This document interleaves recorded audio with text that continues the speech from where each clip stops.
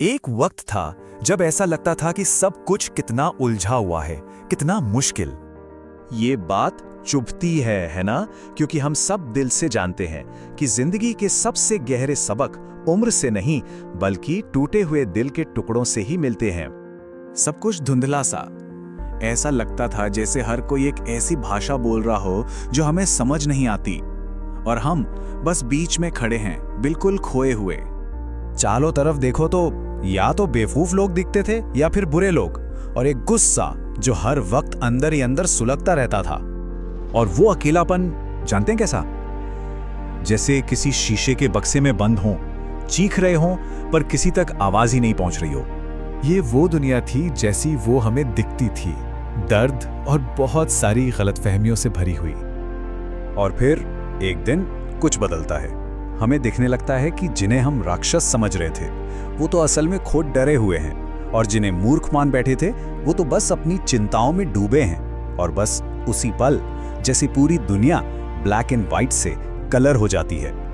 पहले हमेशा यही लगता था, कोई मुझे समझता क्यों नहीं। हमें लगता था लोगों को हमारे मन की बात खुद ही पढ़ लेनी चाहिए, और जब वो ऐसा नहीं कर पाते थे तो बस दिल दुखता था। फिर ये एहसास होता है कि चुप रह जाना, मन में बातें रखना, ये तो बस एक खामोश उम्मीद है कि कोई जादू से आएगा और हमारा दर्द समझ लेगा।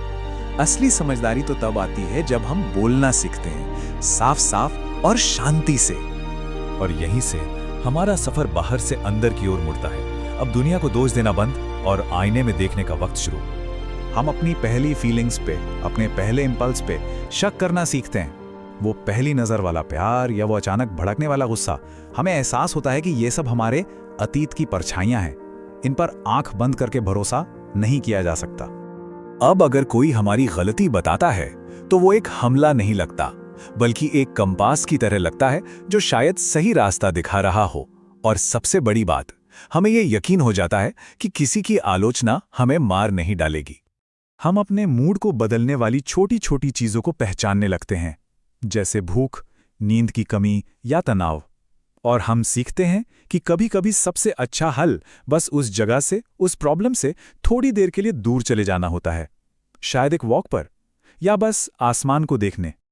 अब हम इस सफर के सबसे मुश्किल लेकिन शायद सबसे खूबसूरत मोड़ पर आते हैं। माफ कर देना। वो गुस्सा जो शायद हम अपने माता पिता के लिए महसूस करते थे, वो धीरे धीरे पिघलने लगता है। हम ये समझने लगते हैं कि वो सुपर हीरो नहीं थे, वो भी बस आम इंसान थे जो अपनी ही जिंदगी की उलझनों से जूझ रहे थे।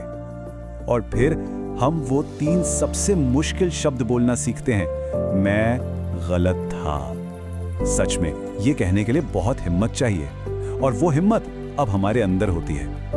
और सबसे बड़ी माफी हम खुद को देते हैं। हम ये मान लेते हैं कि हाँ, हम बेवकूफियां करते हैं, गलतियां करते हैं, लेकिन हम फिर भी प्यार के काबिल हैं, बिल्कुल वैसे ही जैसे हर कोई है।